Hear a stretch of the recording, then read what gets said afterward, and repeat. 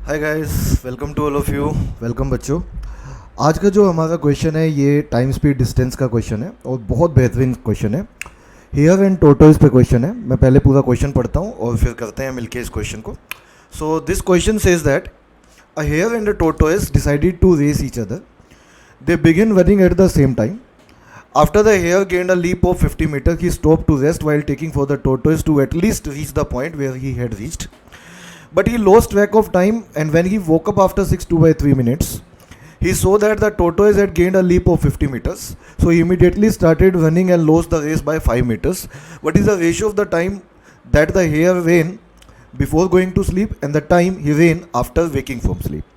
मैं पूरा क्वेश्चन हिंदी में बताता हूँ आपको क्या कहता है ये क्वेश्चन।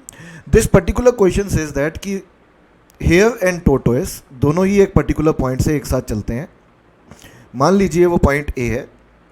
कुछ टाइम के बाद, मान लीजिए टी टाइम के बाद, जो हेयर है वो 50 मीटर की लीड बना लेता है as compared to tortoise. What does it mean कि इन दोनों के बीच में 50 मीटर का गैप आ जाता है। 50 मीटर जो हेयर है वो ज़्यादा चल देता है टोटोइस से कुछ टाइम के बाद। कितने टाइम के बाद? मान लेते हैं टी टाइम के बाद। यहाँ से यहाँ पहुँचने में टी मिनट लगते हैं किसको? हेयर को। तो टी टाइम के बाद यहाँ पे जब पहुँचता है वो 50 मीटर का जब लीड ले लेता है तो हेयर को लगता है कि काफ़ी आगे पहुँच गया हूँ मैं। तो यहाँ पे वो रेस्ट लेना शुरू करता है और पूरे 6 2 by 3 मिनट्स वो रेस्ट करता है। अब रेस्ट करता है जब, तो वो यहाँ पे सो जाता है और यहाँ पे सो जाता है तो यहाँ पे होता क्या है कि टोटोइज यहाँ तक तो पहुँच ही जाता है इस 6 2 by 3 मिनट में। होता क्या है कि वो और 50 मीटर आगे निकल जाता है। मतलब क्या हुआ? मतलब ये हुआ कि जितना टाइम यहाँ पे हेयर ने रेस्ट किया 6 2 by 3 मिनट, उतने टाइम में 50 मीटर तो ये वाला चल गया जो टोटोइज था। हेयर यहाँ पे सोता रह गया और वो 50 मीटर आगे निकल गया हेयर से। तो जब वो 50 मीटर आगे निकल चुका था हेयर से, हेयर यहाँ पे था, तो हेयर यहाँ पे जागता है, मतलब after 6 2 by 3 minutes, 14 by 3 minutes, और भागना शुरू करता है ना, रेस पूरी करने के लिए। और होता क्या है, वो इस रेस में, इस पर्टिकुलर रेस में हार जाता है। कितने मीटर से हार जाता है इस रेस को? इस रेस को वो 5 मीटर से हार जाता है। मतलब कि जब टोटोइज पहुंच जाता है, अपनी रेस पूरी कर लेता है, तो तब तक हेयर जो है वो 5 मीटर उससे पीछे होता है। तो हमें क्या बताना है? हमें इसमें बताना है रेशो किसका? टाइम का। कौन से टाइम का? जितना टाइम हेयर पहले चला स्लीप से पहले और जितना टाइम हेयर बाद में चला स्लीप के बाद। तो how to do this type of questions? अब आप इस क्वेश्चन में कहेंगे सर ना तो हमारे पास स्पीड है, ना हमारे पास हेयर की स्पीड है, ना टोटोइस की स्पीड है, यहाँ पे कुछ नहीं है हमारे पास। तो how to do this type of questions? अब ये क्वेश्चन मैं इक्वेशन से भी करवा सकता हूँ आपको, लेकिन बहुत लेंथी लगेगा आपको, ठीक है। अब इस क्वेश्चन को एक बिल्कुल बेसिक वे से करते हैं और हम, बिलीव मी, आप किसी भी क्वेश्चन में उस चीज़ को लगा सकते हो, ऐसा क्वेश्चन कभी भी अगर आप देखते हो तो। So how to do this question? इस क्वेश्चन में सबसे इंपॉर्टेंट चीज़ ये है कि पहले टोटोइज 50 मीटर पीछे होता है और बाद में जो टोटोइज है वो 50 मीटर की लीड ले लेता है। अब यहाँ पे देखिए, अब आप मुझे ये बताइए, कैन आई से दैट जो हेयर है, हेयर, हाँ जी मैं फोकस कर रहा हूँ हेयर पे, तो हेयर ऑलरेडी 50 मीटर की लीड ले चुका था, 50 मीटर आगे जा चुका था किससे? टोटोइज से। कितने टाइम में? टी टाइम में, है ना। टी टाइम में, टी मिनट्स में वो ऑलरेडी टी मिनट्स में 50 मीटर की लीड ले चुका था। अब वो वहाँ पे रेस्ट करना शुरू कर देता है, इस पर्टिकुलर पॉइंट पे रुक जाता है ना। लेकिन जब वो जागता है तो 50 मीटर ऑलरेडी टोटोइज आगे जा चुका होता है। तो अब इस क्वेश्चन को कैसे करेंगे, बहुत ध्यान से सुनिएगा। हमें टाइम्स का रेशियो बताना है, किसके विद रिस्पेक्ट टू? हेयर के विद रिस्पेक्ट टू। कौन सा टाइम? जितना टाइम स्लीप से पहले उसने चला और जितना टाइम स्लीप के बाद उसने चला, ठीक है। तो इस क्वेश्चन में क्योंकि 50 मीटर की लीड वो टी टाइम में लेता है, तो कैन वी से दैट अगर दोनों एक साथ इस रेस को ख़त्म करते, ध्यान से सुनना, अगर दोनों एक साथ रेस को ख़त्म करते तो कैन वी से ये 50 मीटर की भरपाई करनी पड़ती किसको? हेयर को।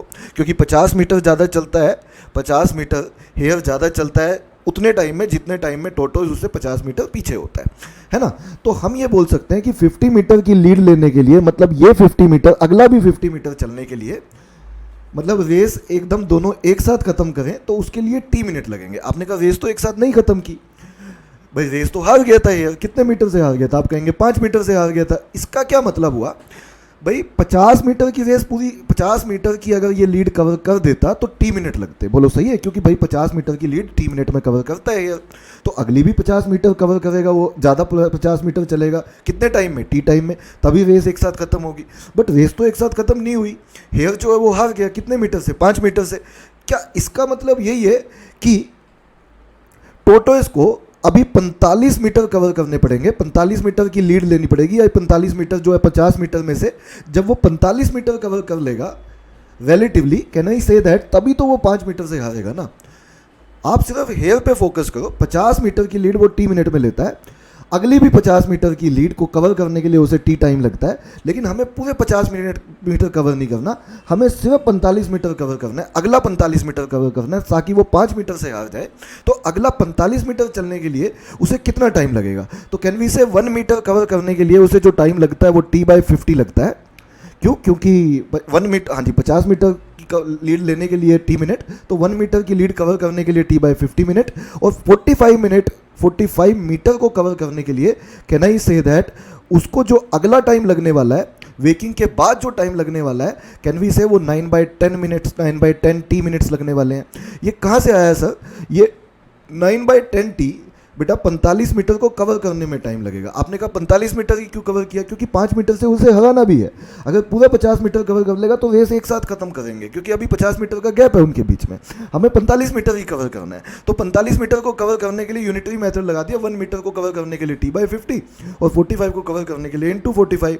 तो 9 by, can we say that उसको जो टाइम लगेगा, उसको जो टाइम लगेगा रेस्ट से पहले वो टी मिनट है यदि, तो रेस्ट के बाद जो टाइम लगेगा उसे वो 9/10 टी लगेगा, 9t/10 लगेगा। क्यों, क्योंकि तभी वो 5 मीटर से हारेगा। और हमें इन्हीं दोनों टाइम्स का रेशियो बताना था।